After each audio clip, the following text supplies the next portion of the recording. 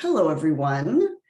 And thank you for coming to the International Student Session for Preview Days. I think I saw a couple of you, maybe all of you, at the Saturday morning session introduction, and maybe you were able to also connect with Dr. Hooper around inquiry and the way that the approaches, or one of the approaches that we take to teaching and thinking about learning and thinking about asking questions and being curious. I hope you had a chance to experience that.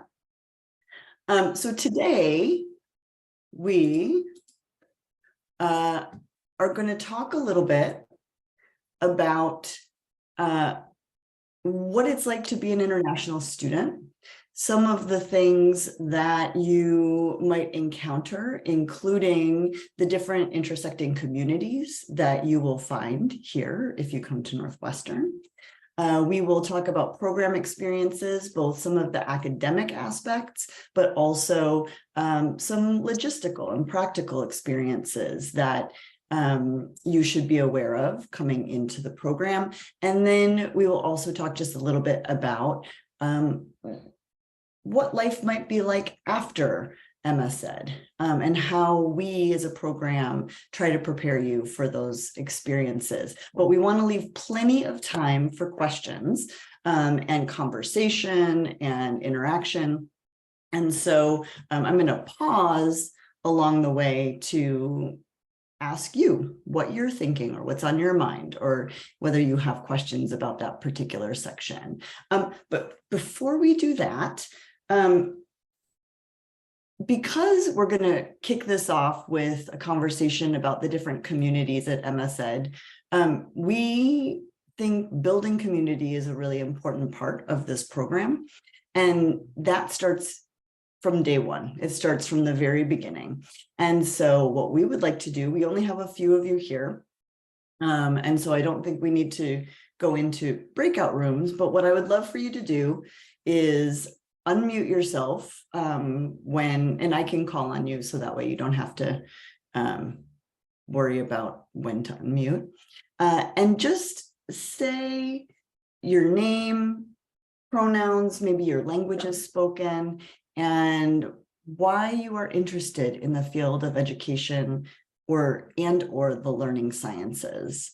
And so I'm sorry, I should have at the very beginning, I was just so excited to get started, introduced myself. My name is Kristen Glodek. I use she, her pronouns. And I am the main advisor for the Learning Sciences and Educational Studies program. I have been working really hard to think about and develop the curriculum and experiences of this program for the last couple of years in collaboration with other team members at MS-Ed, including Dr. Hooper and Dr. Kapadia Matsko, the Associate Dean and Interim Director of the program. I also would love for my colleagues who have joined me here today to just briefly introduce themselves. James, do you want to say a word about you? Yeah, thanks so much, Kristen. So hi, everyone. My name is James, or Jiaming Zhou. I'm an international student from the Northeast of China, and I started in the MS-Ed program in summer 2022. My concentration is in educational studies, and I'm about to graduate this spring. So I also work as a graduate assistant in the MS-Ed office, and it's a pleasure to be here. Thank you all for having me, and I'm excited to hopefully help you to make a decision to join us in the MS-Ed program and Northwestern. That's all.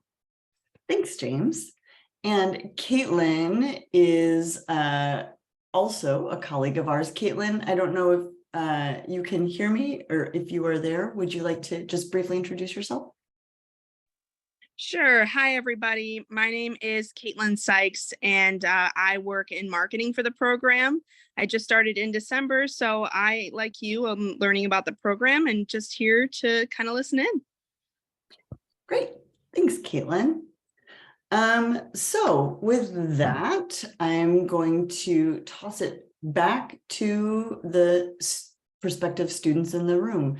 Hyomin, do you would you mind starting? I know last time we saw you, you were having issues with your internet, but fingers crossed. Okay, thank you. Hi everyone, I'm Hyomin. I use she and her for pronouns, and I speak Korean, Japanese, and English. And I worked as a product designer for an online dance class platform, and I'm interested in how interactions can change people's learning experiences. And yeah, that experience made me want to study learning sciences. Fantastic. Thank you, Hyomin. Thank you. Wendy, do you want to say a little about yourself? Hi everyone. My name is Zhang Yixin, and you can call me Wendy. And I use she, her as pronouns. And I speak Mandarin and Southern dialect of Chinese.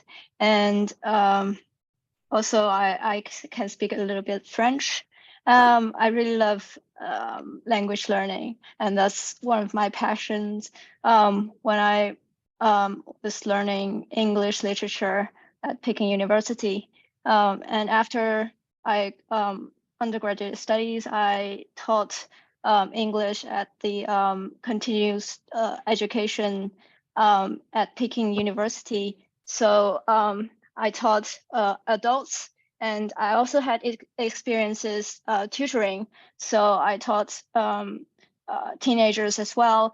And I found their learning patterns are really different.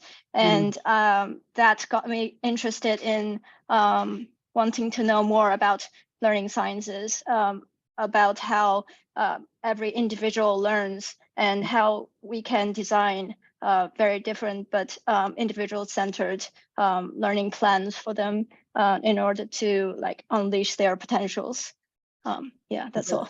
Fantastic. Wonderful. Thank you so much, Wendy. Pei-Yun. Yes. Hi, guys. My name is Pei Yun. I go by Veronica. My pronoun is she, her, hers. And the reason that I want to like continue studying communication studies is because I drawn like into my undergraduate studies with communication and education, and I'm really interested in learning like media effects.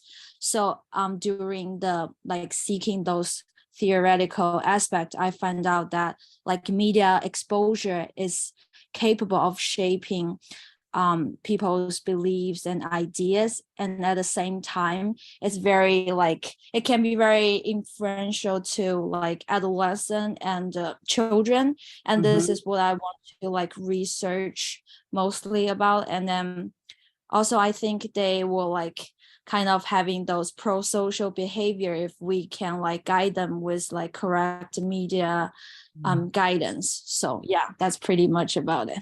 That's great. That's fascinating and plenty. Thanks so much, Pei-Yun. Jung-Yoon. Thank you. Hello everyone, my name is Jung Yoon and I use the pronoun she and her. I speak Korean, English, and a little bit of Russian.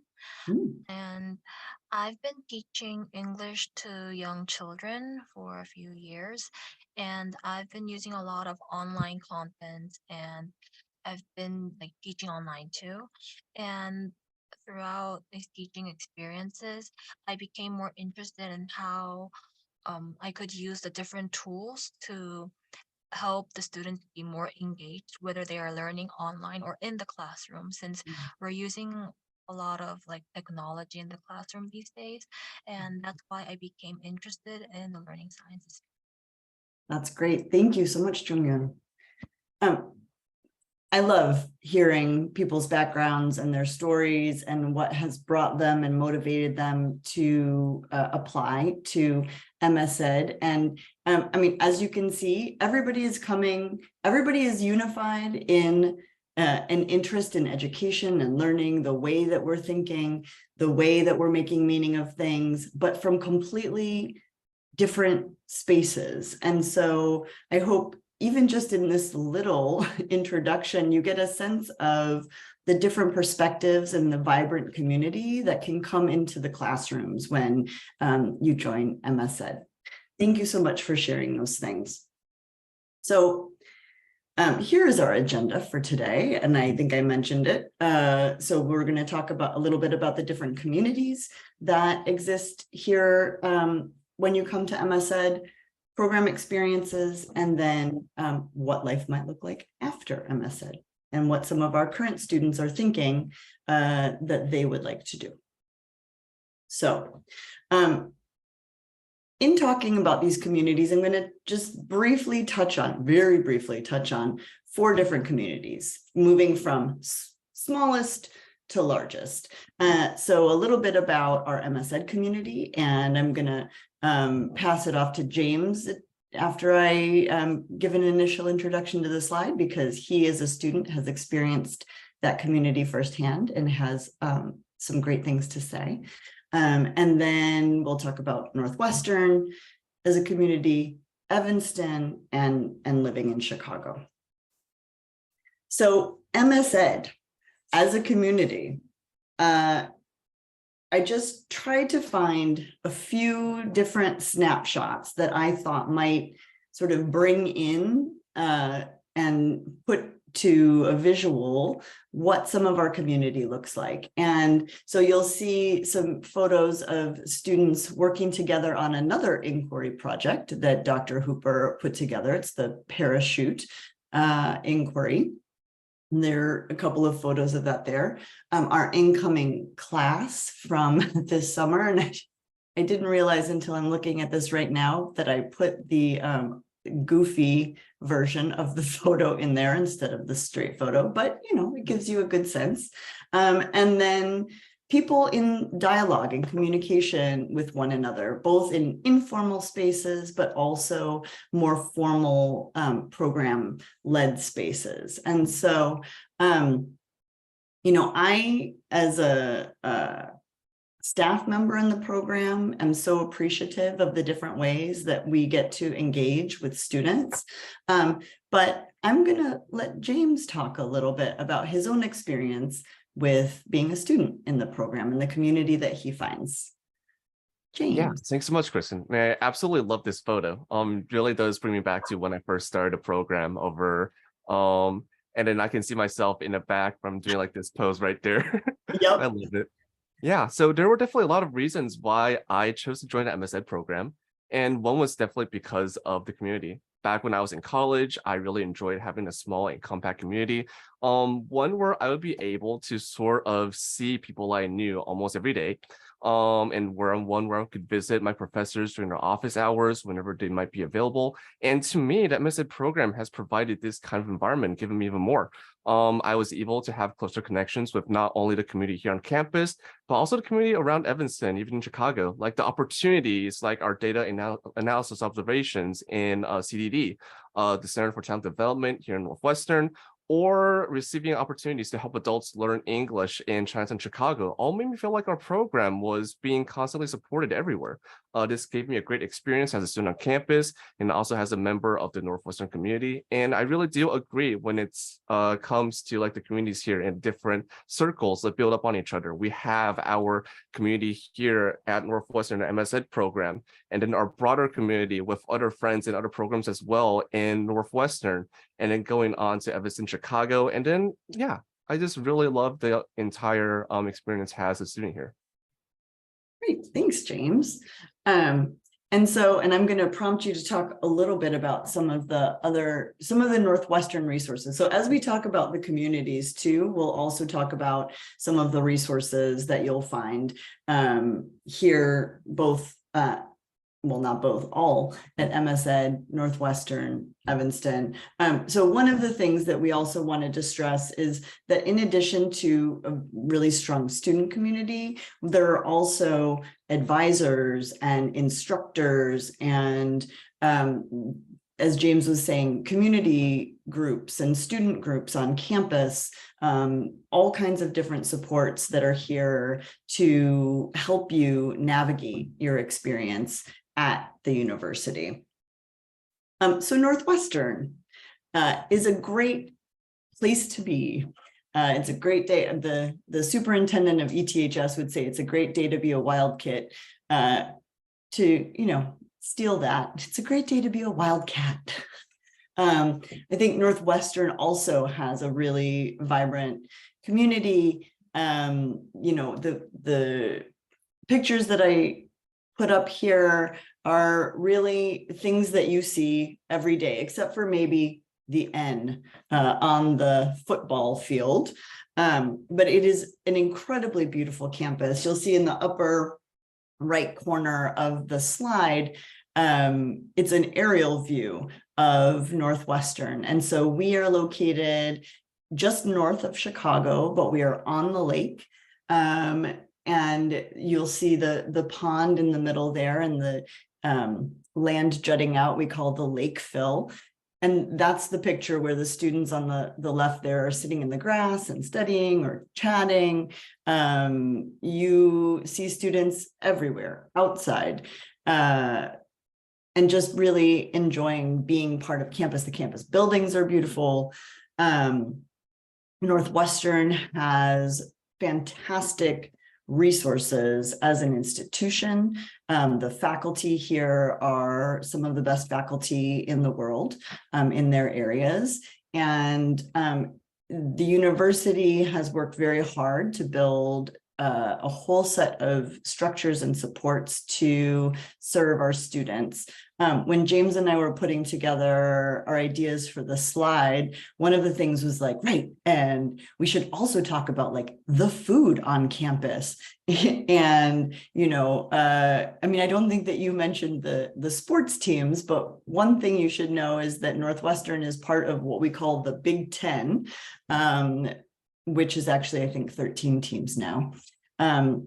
But it is a group of regional sports teams. And so there's a big sports community, football, basketball, baseball, all kinds of different things. James, do you want to say a little bit about what it's like to be on Northwestern's campus? And I know you were particularly interested in food. Yes, I am a very big foodie. Thank you, Kristen. Actually, it really is a really exciting time to be a Wildcat here at Northwestern.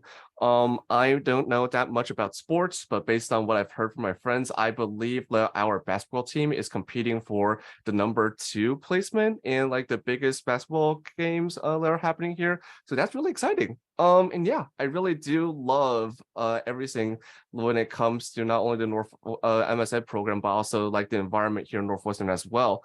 In the middle, we have the library. That's a place where I usually go to with my friends when we're doing like research, or mainly just so that we can have a place to sit down and study together. It's a really good environment. Really reminds me of Hogwarts, honestly. And on the upper right corner, we have the lake, of course. Running along the lake and taking long walks has really been good for me. I really do enjoy the good environment, which is perfect for relaxing, and you have people working on assignments together, people exercising as well. It's beautiful. Yeah. And yeah. Oh, go ahead. Sorry, go ahead. Right.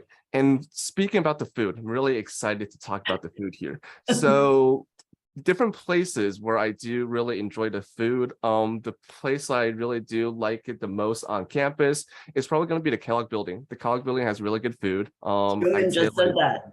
Yeah, it's good for its price too. I see it on chat. Exactly. The Global Hub, the food is delicious. Exactly. And also the cafeteria, the buffet, like usually all of the undergrad students go to, and which is also available to us graduate students, is also amazing. Really does bring me back to that college experience of having food with all my friends in a giant table. It's all been a really good experience. Yeah. Excellent. Thank you. And I should say, truth in advertising, the photo of the library that is up there is Deering Library, which behind it is actually the main library, which does not look like Hogwarts. It looks like, what does it look like? It is a brutalist cement building of the period, but it is a great resource and lots of space, lots of technology, librarians and bibliographers to support your research here. So Northwestern.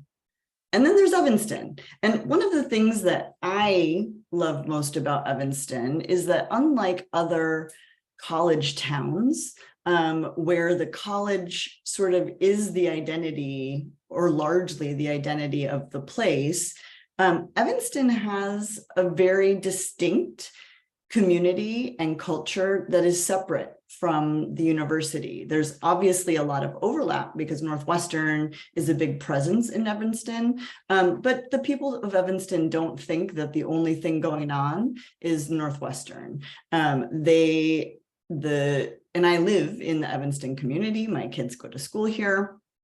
It is a wonderful, diverse, interesting place to be. There's some, again, if we're talking about food, some wonderful places to eat, but also a lot of different cultural opportunities to take advantage of: music, theater, art. There's all kinds of things right within the community. You don't have to travel to Chicago. You can, but Evanston in and of itself is just a lovely community. And you can see here some of the things that I wanted to show you is there are pictures of Fountain Square. I think the fountains might be broken at the moment, but hopefully by the summer they will be back on. Kids splash around in it. You will occasionally see Northwestern students splashing around in it. There's the farmers market. You have the lake. And there are beaches in Evanston. Actually, Northwestern has its own beach. And so you will often in warmer weather see students studying on the beach. There are opportunities to take sailing lessons and rent a kayak. And then I also have pictures of Evanston Township High School. That's actually where my kids went and go to school, which is a wonderful resource in the community. And we have some of our students who are connected and working there as well. James, how do you feel about living in Evanston? Evanston's great. For me, coming from the northeast of China, I actually think the Evanston really does remind me of my own hometown. When it comes to the weather, I'd say that Evanston's slightly towards the colder side, so definitely do please pack a more thicker coat. And also, again, going into the food here in Evanston, love the food. For my hometown, it was a combination of Chinese and Korean food, actually, in the northeast of China. I love Korean barbecue, and also for the Chinese food, I really do love spicy food, like the ones from Sichuan that we get. I think that having this kind of food in this kind of weather and environment in Evanston is absolutely perfect. And also, one of the places I love the most in Evanston is probably going to be ETHS. I think like ETHS is amazing. For me, it's like a mini college for like high school students where students, it's a whole different way of teaching and schooling here in America, I've noticed here in the MSed program. So in ETHS, students design and build projects, and these are huge projects as well. I've seen students like build houses for the homeless, like actual houses, huge houses as well. Yeah, it's connected to their geometry class. Yeah, so it was absolutely amazing for me to see the ways like teaching is just so different, especially not only in the MSed program, but also across Evanston, Chicago as well. Yeah. Great. Thanks, James. And then finally, Chicago, which is in of itself one of, I'm biased, the best cities in the United States. You cannot get better than Chicago, especially in warm months, or warm-ish months, I should say. There's always something going on. The thing that I wanted to point out on this slide is that Chicago is more than just its downtown, right? Chicago is actually a city of neighborhoods that have really distinct histories and cultures. And so a few of the ones that I have up here, starting in the middle, is Bronzeville, which is a community just south of the Loop, what we call the Loop, so which is like downtown Chicago, which is a center for African-American history and culture, and has some amazing resources and some incredibly famous people like Gwendolyn Brooks, who come from that area. We have Humboldt Park, which is the Center for Puerto Rican Life in Chicago, or at least in a concentrated way. Chinatown, which, James, have you been to Chinatown? Yeah, I have been in Chinatown. I actually used to go to Chicago when I was really small, and revisiting Chinatown really brings me back to, you know, that time when I used to be in the United States. It's still the same experience. It's really good. I'd say like the Chinatown here in Chicago is probably going to be my favorite Chinatown out of all of the other places in the United States I've been to, which also have Chinatowns as well. Okay, cool. So one neighborhood within many, and then the downtown, which is, you know, there's the theater district, there's museum campus, there's art, the Chicago Symphony Orchestra, Greektown, which is again just west of the Loop, and then next to that we have Little Village, which is a neighborhood with a very active Mexican community. And then finally in the upper left corner, we have Andersonville, which not only used to be sort of the hub for Swedish history and culture in Chicago, but it also has a really active and lively gay community. So what you see there is the Pride Parade in Chicago. So I'm going to pause here for a second because we've just talked about a number of different communities that you will encounter when you come to Northwestern, but you may have questions about everything that we've just thrown at you about those communities. So I'm going to stop talking for a moment and see, what are you thinking about? What are you wondering about in terms of potentially living in these communities? And you can go ahead and just unmute. You can throw something into the chat.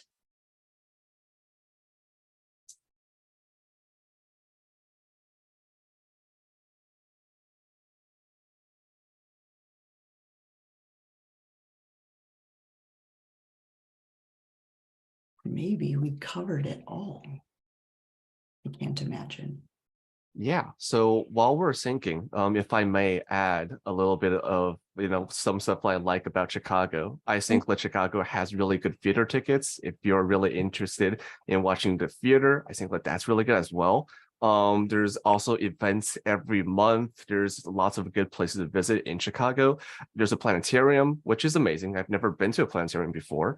They also have a huge aquarium, the Field Museum, really good shopping malls. I was here for Thanksgiving too. So it was really great to experience a different environment here in Chicago as well, compared to where I used to be in a small place. And yeah. Great. Thanks, James. So if there are no, so you did not miss your chance. If at some point you decide that you have a question about one of these communities, or just go ahead and throw it in the chat or unmute, but I'm going to move on. So we also wanted to talk to you a little bit about what you might experience in the program and some things to be aware of as you're coming in as an international student. And so here are some academic considerations. Oh, student insurance. Okay, we will, that's quite all right, Yeoman. We'll talk about that in just a second.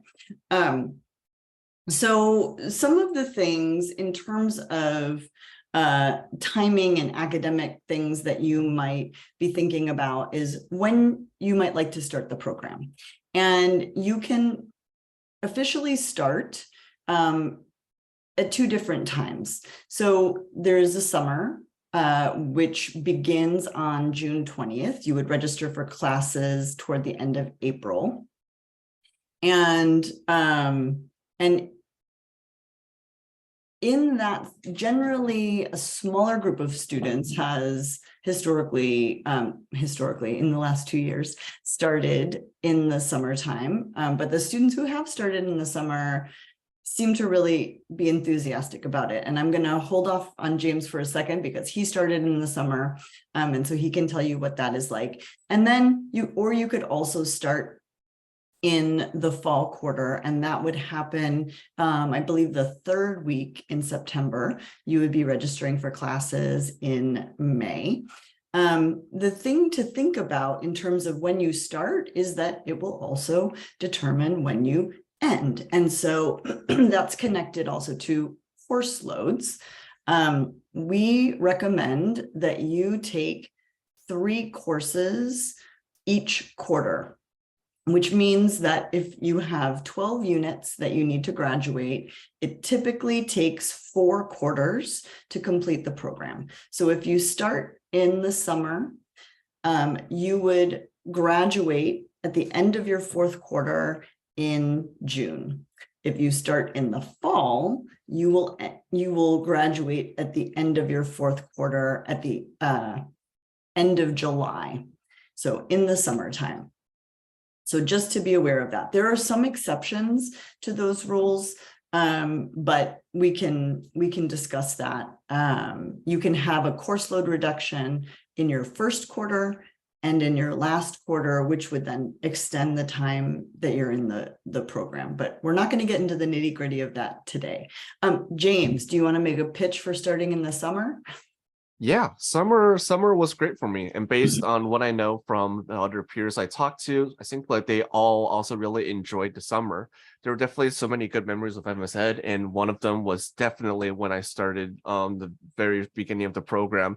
In 1st quarter, when I first came to the program, that was, like Kristen said, 1 quarter earlier than a lot of the other students, and the experience I had was great. Every class was filled with almost the same people, so for each session, it felt like I was taking like this one big class with 3 different themes, which helped me to not only get connected with all the people in my very 1st quarter in the very beginning of the program, but also helped me to have a better understanding of what it is that we were learning.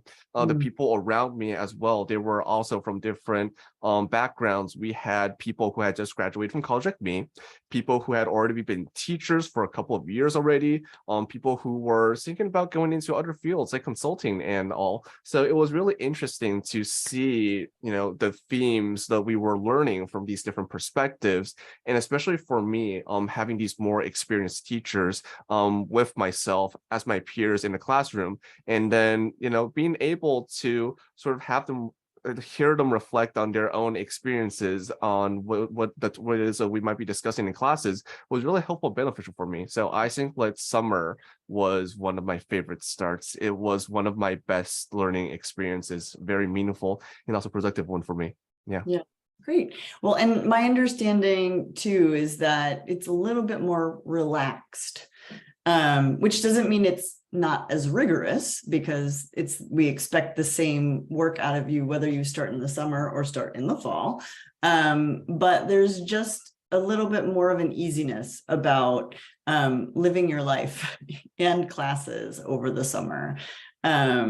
And so I think that's the other reason that some students have appreciated sort of transitioning to Northwestern and Evanston and MS Ed at a time that they can sort of take a little bit more time to integrate.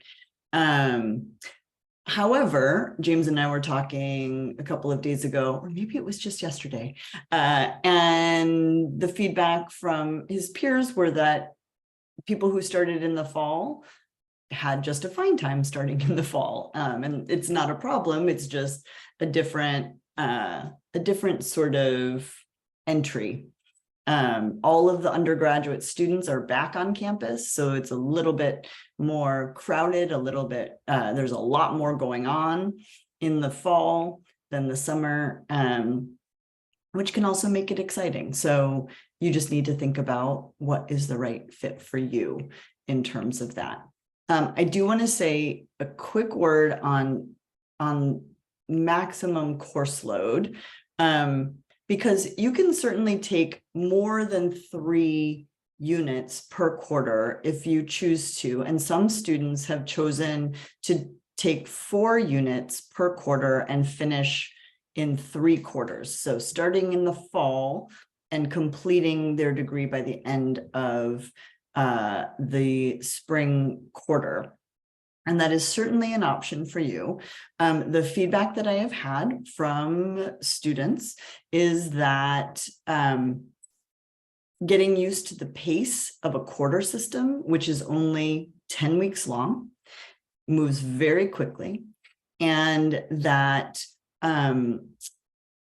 getting used to the expected workload of a graduate program also took a little bit of, it was a little bit of a learning curve. And so in general, what I recommend is taking 3 units per quarter and not 4.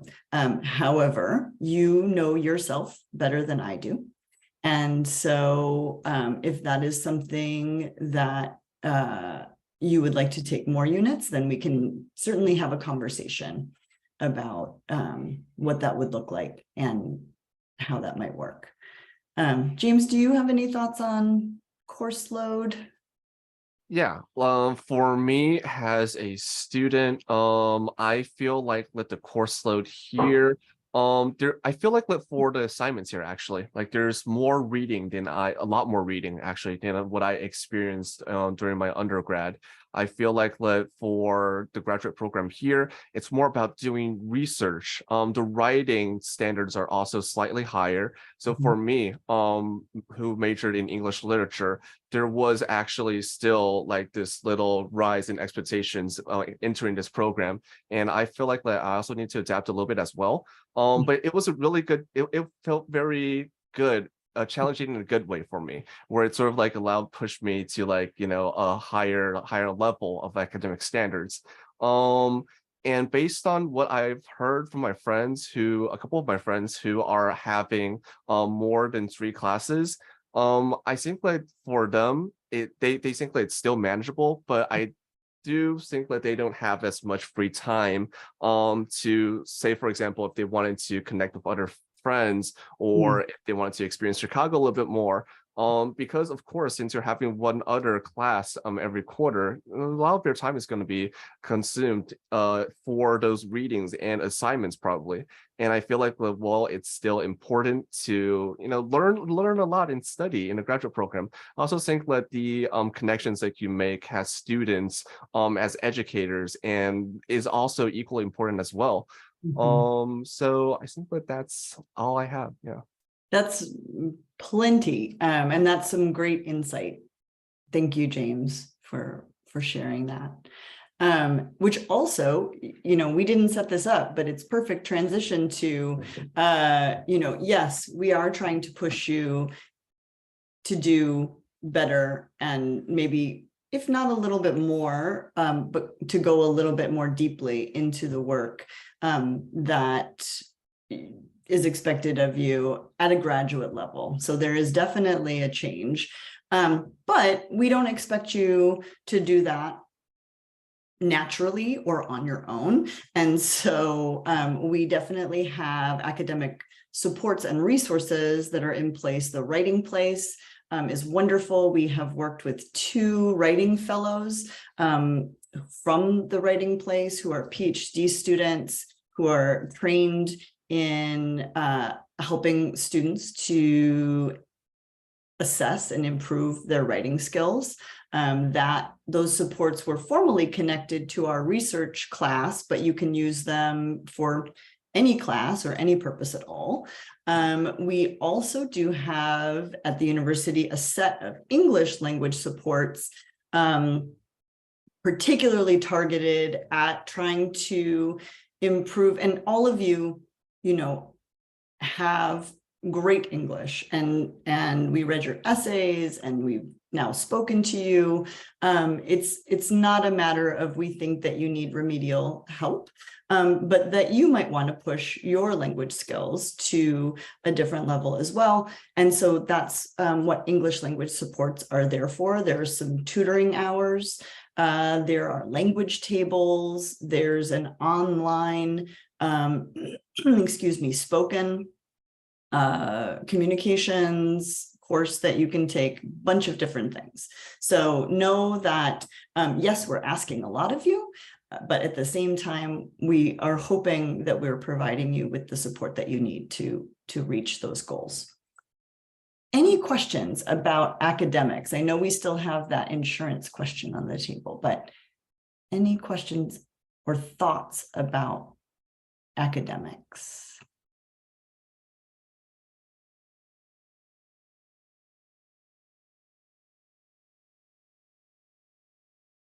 No? Okay. Oh, and something else to add onto academics is that I feel like the classes here have a lot of hands-on experience. So apart from the theories that we're learning in classes, the ones that we're discussing with our instructors and our peers as well, I think that there's also a lot of application. Especially going back to what we mentioned about communities for the MSN program, Northwestern, Evanston, and Chicago. Something that we do, one of my favorite classes here is probably going to be the data analysis class, where we have, where we're collecting data and doing analyses. And then the data that we collect is like when we learn about collecting data and we apply it, we're applying it to like actual classrooms here in Evanston, where we have student observations in ETHS. We have student observations at the Center for Talent Development, which is where I was doing my observations. And also for classes in general. If you're interested in participating in one of the classes for preview days, I believe that Professor Jan Morgan is having a class for educating exceptional children. In those classes. Right. In that class, we also had a moment where we were, after learning about exceptional children, we had an opportunity to observe a classroom. And that really did help us to see and also learn more, go even deeper into what we were talking about in our classes. I thought that that was something that I thought, at least, that was really special to our program. Yeah, that's thank you for bringing that up, James. That's definitely something that we've been really working to bring into the program experience, opportunities for you to ground the ideas and thinking that you're experiencing in your classes in practice. Right. And so, yes, that is a great observation. And students, you know, we have the things that we have set up formally for you in terms of field experiences, but a number of students have actually gone out and sought other experiences. And we have a student who is at the Chicago Historical Society. We have a student who has been working with the before school elementary program. And so there are all kinds of things that you can connect to in addition to the formal program experiences. Yeoman, I see you've unmuted. Oh yeah, thank you. I have a question. I want to experience industrial research internships during the summer after the program. So are there any opportunities for MSAD students too? Yeah, to do research type experiences? Yeah. In particular? Yes, so we definitely have had students from the cohort last year who during their courses or throughout the year connected to faculty in the learning sciences and were able to then set up a research experience for the summer after their program. And I believe there were a couple of different ways that they did that. One student took an independent study course with a faculty member that was connected to his research project. So she was learning the methods that she would need to actually collect data and start to analyze the data of the research project. Another one of our students connected to two different faculty members, I want to say, and we're doing research in their research labs, and both students ended up connecting to faculty in the learning sciences. Oh, thank you. Yeah, great, thanks. But that is definitely something that we can help you think about, and think about how to approach a faculty member, think about what faculty are doing in terms of research and how you might connect. So we're happy to facilitate that process. Any other questions before we move on? I know we're running out of time. We're obviously talking too much, but hopefully it's all helpful. Okay, so practical considerations. So in addition to learning and connecting to field sites and reading quite a lot, there are also some things we imagine are on your mind about the practical aspects of coming to MSED. And so we wanted to touch just briefly on some of these. Many of these issues are best probably had as individual conversations, but some of them are not. So I'm going to have James say a word about housing. Financing the MSED, there is both a video and there will be a preview days session tomorrow. It sounds like it's probably not conveniently scheduled if you live in a drastically different time zone, but I believe they will be recording that session, so you can certainly listen to that. And then especially around financing, these things are often very individualized. And so we can talk a little bit about on-campus opportunities for international students. And then, the Office of International Student Services is a great resource. So James, do you want to say something about housing? James was particularly interested in housing when he was coming in. I was, because I was coming over to Evanston from Lancaster, Pennsylvania. So it was still in the United States, but still very far away. I was worried that I might not have a place to live, but that was nothing that I needed to worry about. Housing was actually very easy to find.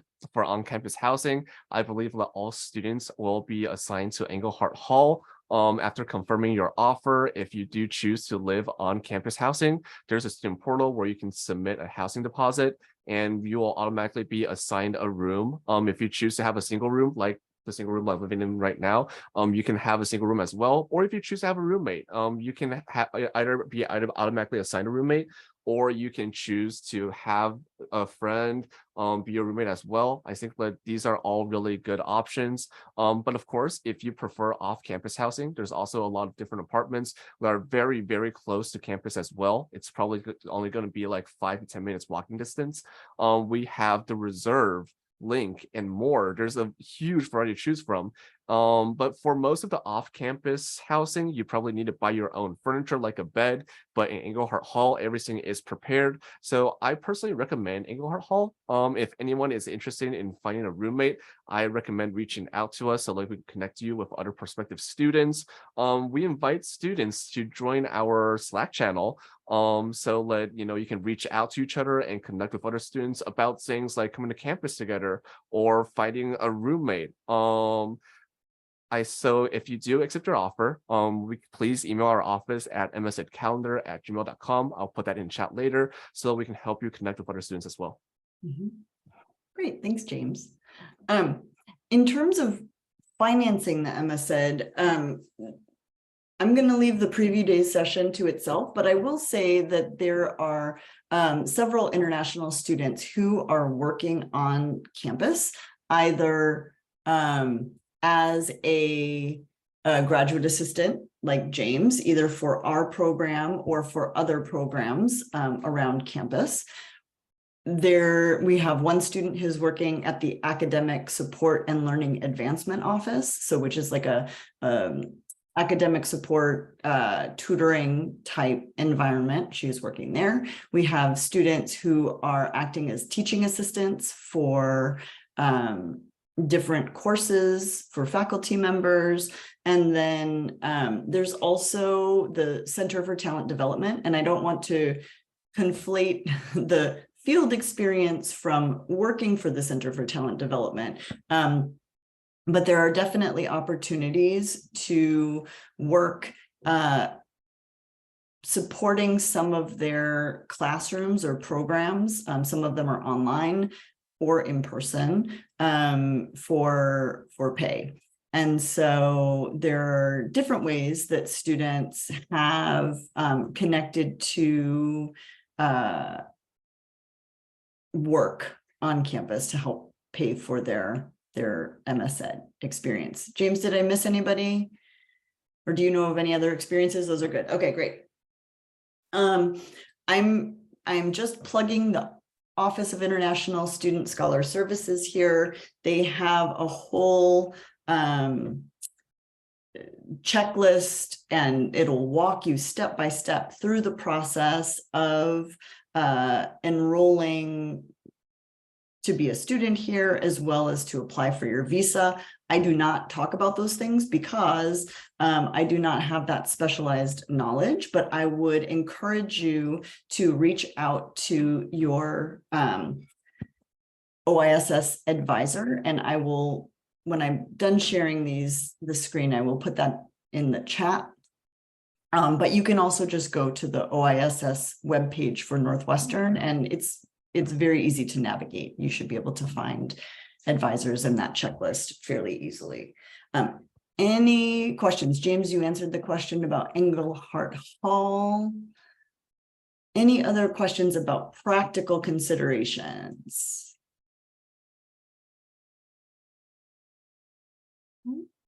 And again, you can always reach out via email. Okay. So life after MS-Ed, exciting, right? And we, I may have mentioned to some of you if you came to, insurance. Sorry. All right, let me put a pause on it. Student insurance. James, do you have student insurance, or how does insurance work for you? I think, again, this is one of those sort of depends on who you are and what your circumstances are, but yeah, I believe that all international students are automatically enrolled into the Northwestern's insurance. I personally haven't used it before. And I think that many of my friends have. I did use my insurance to take a couple of vaccines though, which was really nice, getting free vaccines, making myself extra strong. But apart from that, yeah, I think that having insurance in general is a good benefit because it makes you feel a lot more safer. But I don't think that there's much more they can offer when it comes to insurance, I think. I think, yeah, you'll definitely want to ask OISS about that. But I do believe that if you choose not to enroll in the university's student insurance, you have to show proof of having an insurance policy that will cover you to this at least the same level that the student insurance would cover you. And so you'll want to ask your OISS advisor about that. Okay. So another question about MS-Ed program courses. Yes, you can take courses outside of MS-Ed. You can take them in psychology. You can take them in design. You can take them in communication. You can take them wherever, whichever programs are accepting outside students. I will say some courses are reserved for that department students only, but there are very few of those that are not available to our students. So what you would need to do is reach out to the instructor of that course to receive permission to take it. And then they will often refer you to the department administrator who will give you a permission number to enroll for that class. So students do that all the time, and we encourage it. You have a number of elective courses that you can take. But also there are some courses out there that are not in MS-Ed that can also fulfill required courses as well. Okay. And then Pei-Yun is asking, James, where can they find the Slack chat? Yeah, so we are currently starting to build a Slack channel for the oncoming students for the next quarter. If you're interested in connecting with other students as well, please feel free to email msedcalendar@gmail.com. Although we might not be able to immediately give you the link to the Slack channel, we'll definitely be giving it out to you as soon as possible. Great. Thanks, James. Any other questions? And I know I want to be mindful of time. I know we said we would only keep you until 8 o'clock. So if you need to leave, please feel free. But we will stay on just for a few more minutes to finish up. Okay, so life after MSed. So I know that I have mentioned that this is these are 2 new concentrations to the MSed program. And so because of that, we have only had 2 cohorts come through. Last year's cohort was very small. And this year's cohort is bigger, but we don't know where they're going yet. That said, I collected some data from them at our fall advising meeting and wanted to show you what current students are thinking about doing when they leave the program. So many of them are interested in educational technology. A number are interested in teaching at an international school or a private school. Some of our Chinese students are really interested in teaching English as a foreign language, either in the United States or when they return to China. Policy research, educational consulting. A handful of our students are interested in going on for a PhD to continue their studies. And in the winter, we had a how to prepare for your PhD applications workshop. And I know a number of students have applied to PhDs, working for nonprofits that are focused on education, instructional design, potentially working for an education publishing company. So those are some things that our students are thinking about applying their degree to in the world of work or continued academia. There's also an opportunity for international students to participate in optional practical training. So what we refer to as OPT, because it's easier to say. And OPT is available to all of the international students. It would extend your stay for 1 year from the point of, I believe, either graduation, or I believe it is the point that you would start at the position. It will extend your stay for 1 year so that you can get training in the field that you have studied. And so they like to see an alignment between the focus of your program and the work that you will be doing for your optional practical training. Now, there is one exception in terms of the length of OPT, and that is our program itself does not qualify for the STEM OPT. However, if you did your undergraduate work in a STEM field, then you qualify to apply for the STEM OPT, which allows you to extend your work stay in the United States for 3 years. Okay. Two of our alumni who've graduated have gone on to do OPT that I am aware of, and I think a third is applying for OPT for next year. One of them is working at an organization called Project Vision, which supports newly arrived immigrant populations in Chinatown to integrate into the schools. She is in particular working to support the parents of the kids. So developing programming to help them find jobs, learn English, know how to engage their schools, and how to support their children academically in this new American environment. She's doing a lot of really interesting work through that project. And then another student connected to a faculty member to work on his research project, and she is using OPT to do that work, and I know she plans to apply for a PhD in the future. So those are some of the things that our students are thinking about.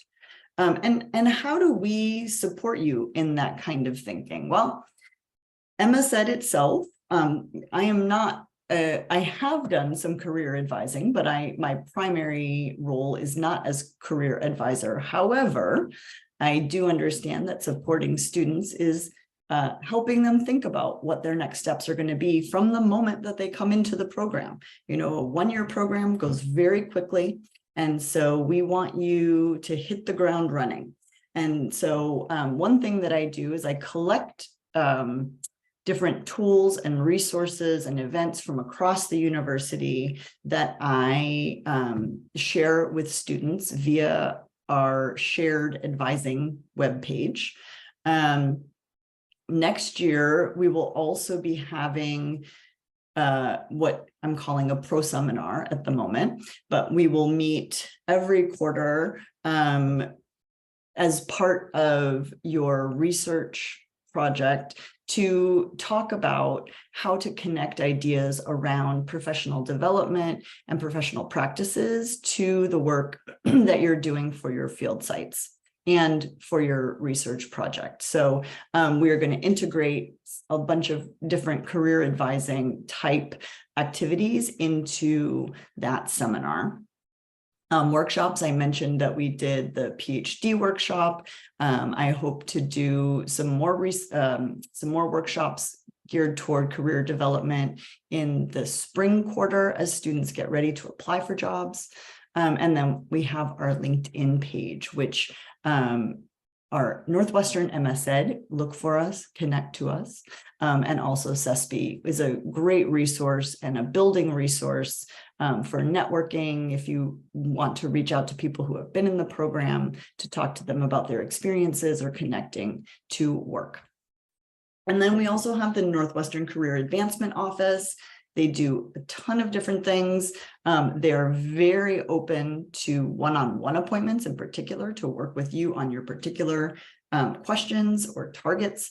They do workshops, they have career fairs, and then, you know, networking is very important in the job search. And so our alumni association is strong and big, and there are opportunities for you to connect with people, not only from MS-Ed, but across departments through the Northwestern Alumni Association. And there are different programs within the association that you can tap into to support your job search.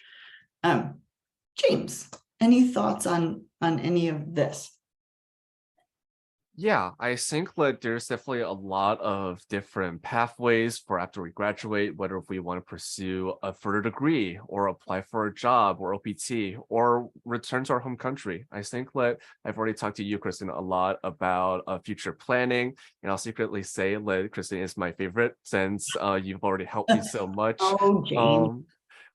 But still, I've gotten so much support from all the other staff members and teachers in the MS-Ed program as well. And I think that when I first started my graduate program, it was this process of being sure of what I wanted to do for my future. And then reaching the top of the iceberg in the MS-Ed program about education, going deeper into the iceberg, and then being slightly confused about what I wanted to do. And then reaching out to my academic advisor, Kristen, other resources here at Northwestern, talking to all my friends, my peers, all the other educators here in the program as well, and then having a more specific plan of what I want to do after I graduate. I think that was the process I had. And I will say that process sounds right on, right?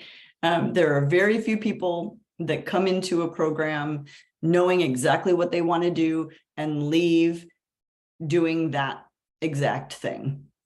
We hope that we open your minds enough to be a little bit confused and to ask questions and to think about different things that you might apply these ideas to. That's all part of the process.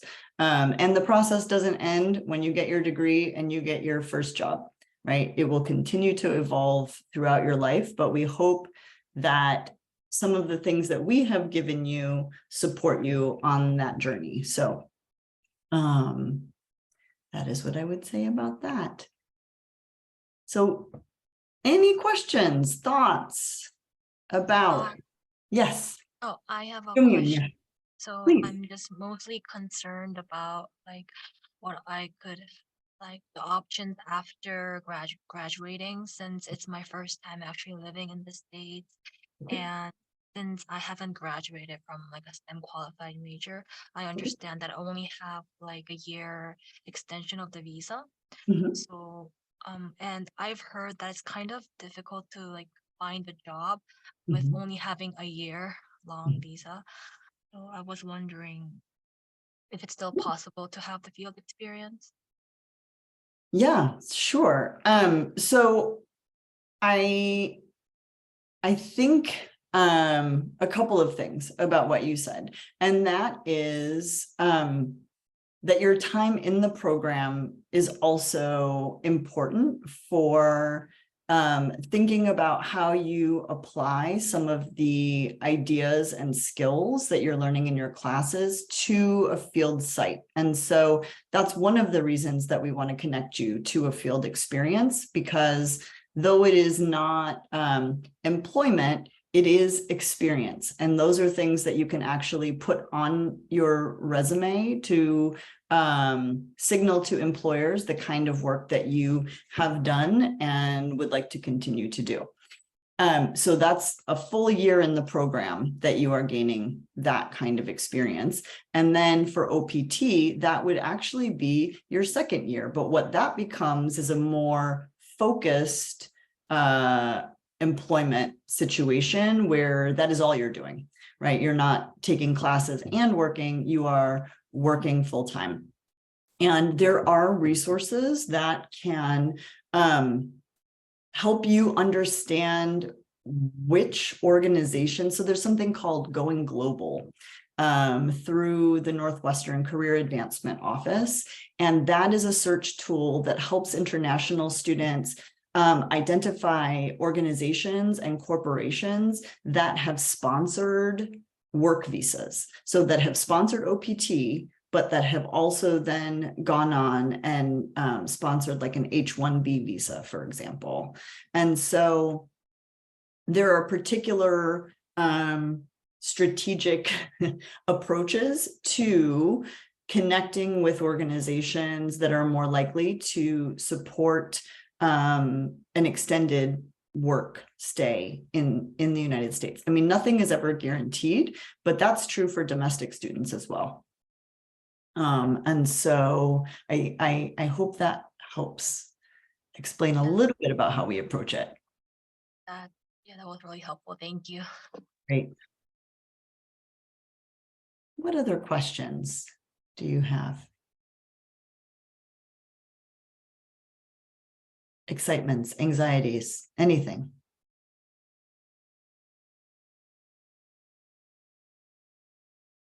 Great. And remember, this is, oh, I should have put that questions slide up earlier. This is just the beginning, not the end. So when you go away from here and you're thinking about our conversations today, this is the beginning of the conversation. Please feel to reach out and continue it with me or with James, or we can connect you to someone else who might be able to answer your questions if we cannot. Just a quick reminder of what is coming up. You have your preview days schedule. Today, there are a couple of different sessions. So there's a class observation for instructional design and assessment. James is in that class. So you would see him there if you stay up incredibly late and decide to join. And then at 6 p.m. in Chicago, there's an alumni panel with Rebecca Stathakis, who is our curriculum coordinator. That would probably be incredibly early in the morning for you. But again, I believe these sessions will be recorded. And so should you miss them, there's still an opportunity to see what happened and to get their insight and thoughts. With that, thank you so much for sticking around. I know we went a little bit late here. James, any parting thoughts? No. I think that if possible, please do visit us for the preview day sessions later today, especially these classes. Tim's 436 class is actually one of my favorite classes in this quarter. I think it's a really great experience. And also please do join us for the other preview day sessions as well. We have a lot of different sessions talking about different things like applying for the GA position or all these other alumni panels as well. Teacher licensure. I think that these are all really important if you're very interested in becoming a student in the MSed program. So please do join us. Yes, thanks, James. All right. Well, thank you so much for being here today. We've enjoyed hearing from you and hopefully gave you some good information about what it would be like to come to MSed as an international student.